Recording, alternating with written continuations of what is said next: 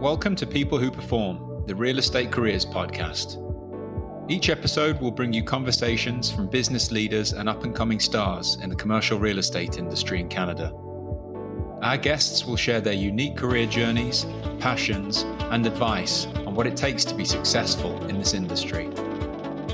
This podcast is brought to you by Highview Partners, connecting people who perform in Canadian real estate. I'm your host, Nicola Denning-Millar, and today I'm pleased to connect you with Laura Pinto. Laura Pinto joined the industry right out of university and has been in commercial real estate for over 7 years.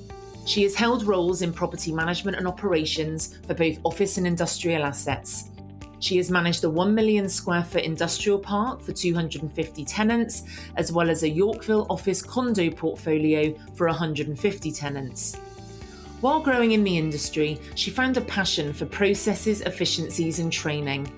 She was able to turn this passion into several roles, helping the various companies she has worked for to enhance their current business processes, create new ones, and then deliver training to property management staff. Laura is currently with Avison Young as their Manager of Strategic Initiatives. Laura, a very warm welcome to you, and thank you so much for joining me today. Thanks so much for having me. You're very welcome. I've been really looking forward to speaking with you today because I think a lot of our listeners are quite early on in their careers. So we wanted to invite guests like yourself who we believe are up-and-coming stars in the industry, who are cultivating traits like passion and creativity and curiosity to help them reach their goals. So by giving a voice to people like yourself, I think it's really going to help motivate and inspire other people who are on a similar journey to yourself. So let's get into this then, Laura. How did you get your start in our industry? I think like most people that you probably talk to, I just kind of fell into the industry. I was graduating with an English degree from the University of British Columbia. I knew I had a love for real estate, but no idea where it would take me. I actually had a friend of mine who didn't want her summer filing clerk role back and asked me if I was interested. It happened to be with a commercial real estate firm. It seemed more interesting than my current job in a medical manufacturing company, so I said yes. From there, I was promoted to an EA for an executive team in property management, and the rest is history. Amazing. You know, so many people say the same thing, that they didn't plan on going into a career in real estate. They just sort of happened to fall into it. So I think it really makes me realize that we have to share this industry with people who are at school or who are at university and let them know just what a fantastic career path they can have within our industry rather than people just falling into it. For sure, because you are right. Most people, that's what they say. So sort of going back to those early days, what piece of advice did you receive that you believe now created a lasting impact on your career path? The best advice I probably received in those early days was to get involved with as much as possible and try to learn from as much as possible. So this advice kind of enabled me to want to grow. In order to grow, there's so much that you need to learn. So this particular mentor of mine said the best way to learn is to get involved, meet as many people as possible, try to learn as much as you can from the people and situations you're in. Ever since getting this advice, I've really tried to do my best just to get involved in mentorship programs, industry associations, and just within the companies that I've worked for, getting involved in different areas rather than just my job. Well, I think that's absolutely fantastic advice.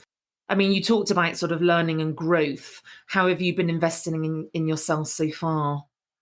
So I'm more of a learn by experience person. Programs, schools can teach so much, but for me, my best learning comes from doing and experiencing. So I invest in continuing to learn and grow by taking the advice I just mentioned and getting involved and getting to know a wide range of people. There's so much learning that has happened for me by connecting with people, getting involved with associations like BOMA. I'm getting involved in my company. I've gone through mentorship programs in old companies. I also kind of have those informal mentors that I constantly try to connect with and constantly just try to learn from. Are there any particular mentors who have helped you accelerate your skill set or encouraged you to aim higher? I'll kind of take that in two ways. Looking at the formal kind of mentorship, I did go through a mentorship program back in one of my other companies, and it was actually with one of our VPs of lease documentation, not an area I thought I was particularly interested in, but I learned the ins and outs of a lease and how to read it and what that meant in the property management world. So that was one of the best things I think I could have ever done. And then informally, I've had a lot of people, there's probably about 5 that I can think of on the top of my head that really have pushed me and supported me to do better and mentored me along the way, and more of an informal, let's grab coffee, let's catch up on the phone. If we're working together, let's set a meeting.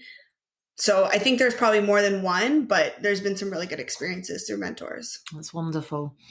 Now, in terms of technology, and I know that this is something that you're passionate about, how do you feel that advancements in technology have changed the way that you're going about your work today?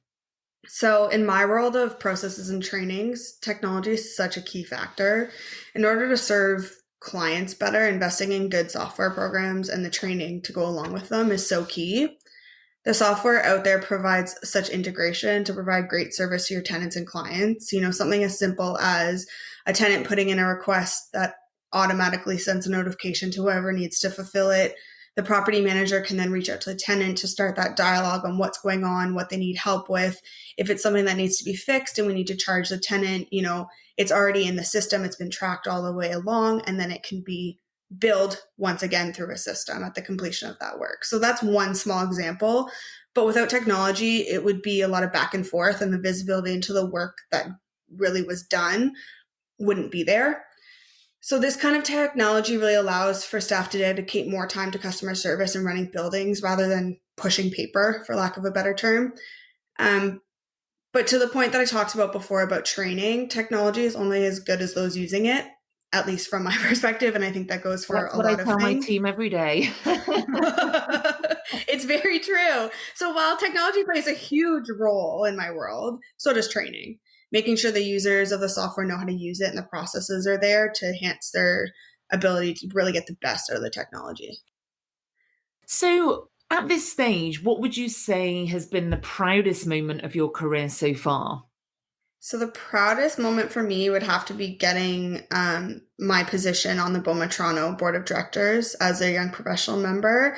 That was from 2019 to 2020. It just finished, and that was done for me at the age of 28. So that in itself is a pretty proud moment for me. To be able to be part of something like that was such an honor, where I was not only given a voice at the table for an association that teaches and supports our industry so well, but I was also able to learn.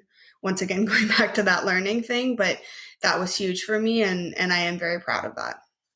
How did you get that opportunity? Like, what was the process to be accepted into that program? So there is an application process, and I would be lying if I said that I applied and I got it. It took hard work. It took a few years. There's definitely a ton of fantastic candidates out there. So I once again put my name in the hat, putting together, a resume and a bit of a cover letter on what I wanted from the experience, what I was looking for, and what I had to provide to the experience, as well as an interview. So even that was kind of good. So the years before, when I had applied, you get an interview with some key people in the industry, and you get to sit in front of them and explain to them what you want out of this and ask them some of the questions that you may not always get the opportunity to ask. So it's an application and an interview, and even just going through that process was huge, but actually getting onto the board was really a great moment for me. It just goes to show that if you can push yourself out of your comfort zone and overcome self-doubt and really just quiet that voice in your head that tells you that you can't do something, then anything is possible. How did it feel going through it? Because it was new, it was a new experience for you. Coming into it, I was obviously nervous. You kind of have that moment of, what do I really have to, what kind of input do I have to provide to them? Because you think of it and you look at it and you go, these are some really high people in the industry.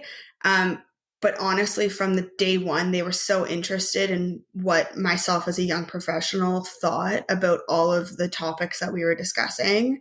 So right away, once I started up, it was fantastic. They were so encouraging and supportive. And I learned so much for them. I got to, understand what the board is really there for, the governance that they have, and understanding what their role is.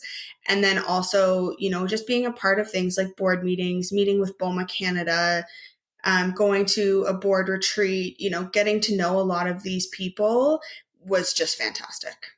You highlighted before that you were very aware that you were competing against your industry peers, but the fact that they chose you for the opportunity must have really increased your confidence and hopefully helped you conclude that you do deserve a seat at the table and that there really is value in you being there. For sure. That definitely helps boost it. Like I said, you're always nervous. You're always it's scary to go outside of your comfort zone, but definitely something that's worth it. And, when you do get that acceptance, it does feel really, really good. And it does help to kind of get you over that mindset of, can I do this? Because obviously they saw something that they wanted seated at that table. So, and now hopefully you see that yourself. Would you like to join an industry association that develops, promotes, and advances best management practices? The Building Owners and Managers Association, known across the industry as BOMA, provides members with access to exceptional education programs and events and valuable networking opportunities. The Toronto members include leading building owners, property and facility managers, developers, and industry suppliers. To learn more about the association and how you can become a member, visit bomatoronto.org. So of all the places that you've worked, what work environment would you say has elevated your performance the most? So I really thrive best when you have a supportive team. I think support is the big word for me. I always think about this, and obviously with support comes respect and, drive and one goal that everyone's working towards and kind of everyone working together. So support would probably be the word to describe it all. And I've worked for a company where it almost feels family-like, which is important considering you spend so much time at work. The sense of support really allowed me to feel included, comfortable asking questions, which is huge, and confident enough to get my work done. If I'm able to ask questions and get those answers, then once again, I feel confident to be able to move forward and do what I need to do. One of the big things was having worked for executives who treated me like an equal. They had open door policies, genuinely wanted me to succeed and wanted to hear what my input was. And that was a huge factor in elevating my performance. I think if employers can create a positive and safe environment where people are comfortable to ask questions and share ideas and voice their concerns, then not only are they going to have employees who feel more empowered and valued, but it also stimulates things like problem solving and innovation, which really will help a company succeed. Oh, for sure. So, Laura, what would you say your passion is, and how did you go about discovering it? My passion is processes and efficiencies. I really do have a passion for finding a way to make people work more efficiently and thus make their lives easier. I discovered this not too long ago, but once again, by getting involved. I know I touched on this before, but if I didn't get involved in some of the software transformation projects that I had, I would never have discovered how much I really enjoyed this. I mean, I think from day one in my career, I always focused on efficiencies and processes a bit more informally, but going through companies who were making shifts, who were, starting up as well, those types of things allowed me to put my hand up and get involved in software transformations. And what comes along with that a lot of the time is processes and a common goal to try to make everyone's life easier. And like I said, if I didn't get involved in that, I probably would have never discovered how much it truly means to me. I think that's wonderful advice for people listening. You have to put your hand up. You have to make yourself visible within an organization and sometimes get involved in things that aren't part of your daily job. They're not on your job description, but that's often where, the learning is, and closing the gap between where you are now and your next role. For sure. And like I said, like I would have never discovered it, or maybe it would have taken longer. I shouldn't say I would have never discovered it, but it may have taken longer, right? So it was nice to be able to put my hand up and be a part of that and actually find something I really, really enjoy. Yeah, absolutely. So away from your sort of direct line of work, what other areas of real estate sort of ignite your passion? So there's two things. I have a love for decorating and selling homes. This is a bit outside of our industry, but definitely relatable. But I also have a true love for project management and construction. When I was an assistant property manager, by far the best part of that role for me was the construction projects and being able to manage those projects. And I think, once again, being someone who enjoys processes, projects are somewhat methodical. And I think that's why I really enjoy that aspect of it as well. So what is it that you enjoy most about your job, the industry, and the people in it? That's a great question. So my job allows me to take my passion for making others' jobs and lives easier and creating efficiencies and put that into work, into my daily life. Having a job that incorporates my passion makes it so enjoyable. It's really something that kind of pushes me forward and makes me want to keep going. And then the industry as a whole really excites me because of the people and their willingness to share. We have such organizations like BOMA, NAOP, T-Crew, and so many more that really allow all of us to get together. It gives us a platform to learn, to network, everything like that. And the people are so willing to share ideas and work together that it really just makes the industry fantastic. And there's always something to get really excited about as well, whether it's an award ceremony to celebrate excellence or a new development or an interesting merger and acquisition. It's just a really cool industry to be part of. I love it. So when your motivation is running low, what do you do to give yourself a bit of a kick in the butt? Really, the big thing for me is taking some time for me. A huge thing for me is if my motivation is running low, it's probably because I need a bit of relaxation. Whether that is for me going up to my cottage, working out, or just taking some time to watch, a television show. It's so important for me to take the downtime when it comes. And I tend to need a kick in the butt when I'm overworking myself a bit. So taking that time to recharge is really what ignites that fire again. And it also gives me an opportunity to focus on why I love what I do.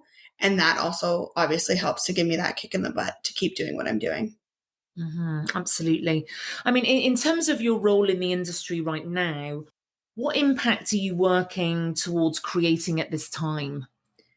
So the impact I'd really like to see me have on the industry is ensuring companies take the time to focus on their training and processes.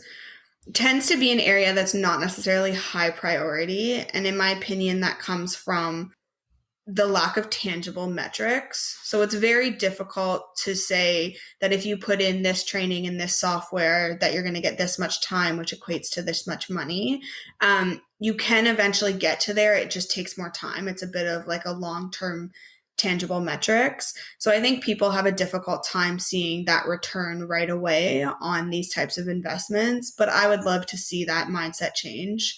I would love to see people realize that, putting these software systems, the processes, and the training in for their people at the end of the day is only going to make the company better as a whole. Okay, Laura, fantastic. So we're going to switch gears a little bit here, just so that we can get to know you on a personal level a little bit more. So who was your role model growing up? What did they teach you that you're applying today? As cheesy as it sounds, it's my mom. Aww.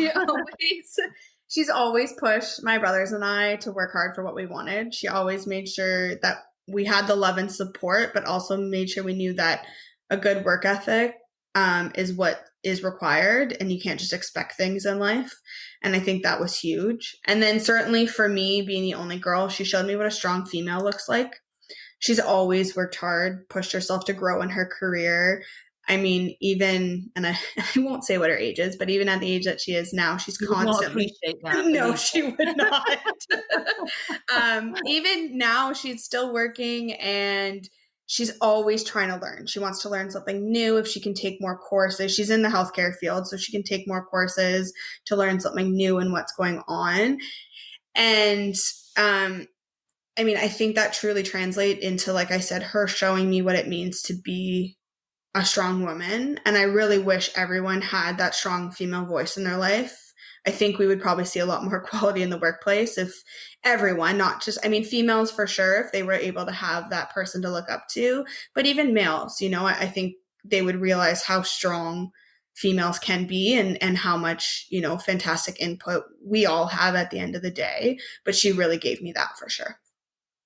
Well, that's wonderful. She sounds like a great lady. When you said she's working in healthcare, is she working on the front line at the moment? Yeah, she is a respiratory therapist, so she is right in there right now. She's good. She says it's busy. She is casual because she's semi-retired, but she's been going in a bit more and helping out. So that's the other part. She's the type of person that something like this doesn't faze her. Everyone's checking in on her, and to her, it's just another regular day at work.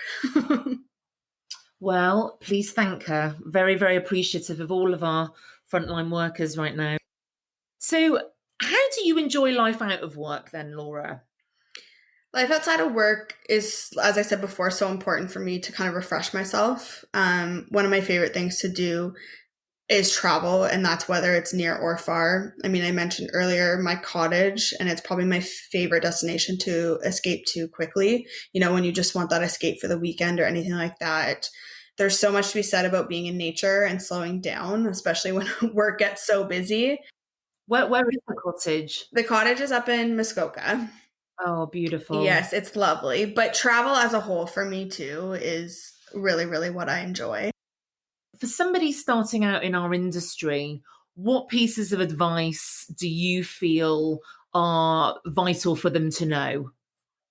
Probably the same advice I received so long ago. Get involved and learn from all those involvements.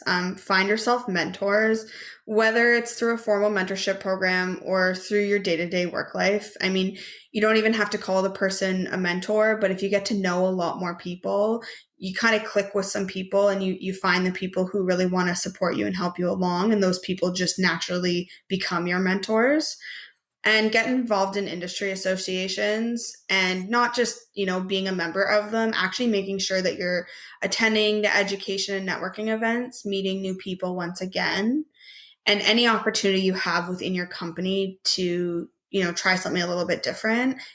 I say go for it, even if it's something as simple as getting involved in, your social committees at work or your culture committees at work. I think even, that is huge. You may find something there that you really enjoy, and you're going to learn a ton from people that you may not interact with on a daily basis.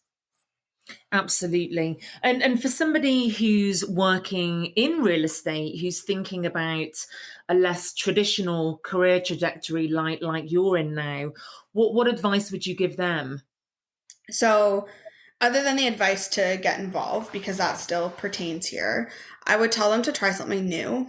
If an opportunity comes up and they're interested in it, try it. I think people are nervous that they aren't going to necessarily grow into a new role because, it's not traditional. I mean, when I look at, as an example, property management, people think property administrator, assistant property manager, property manager. So I think people get nervous to try to, take a step that may optically look like a sidestep, for lack of a better term. But my suggestion to them and my advice to them is take it. You are probably going to learn so much than you could have ever on the traditional path. And if it's something that you're passionate about and that opportunity arises, there's no reason why you shouldn't take it. And if the opportunity isn't there, but it's something you're passionate about and it makes sense for the business, talk to your network and mentors to see if it's something that they could create an opportunity for.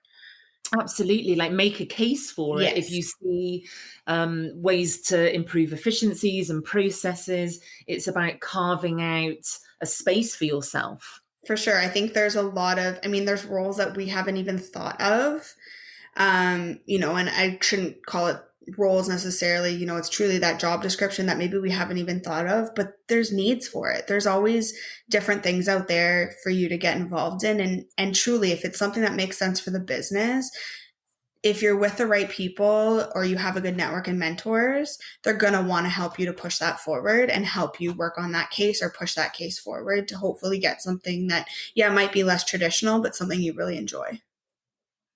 Wonderful. Thank you so much, Laura. I think you've offered up some amazing advice and I wish you all the very best. And thank you very, very much for joining me today. Thank you so much for having me.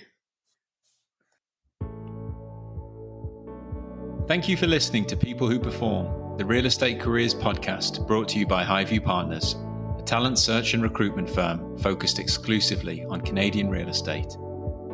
If your real estate team is looking to find the best next hire, or if you're ready to make the best next move in your career, then reach out to Highview Partners today.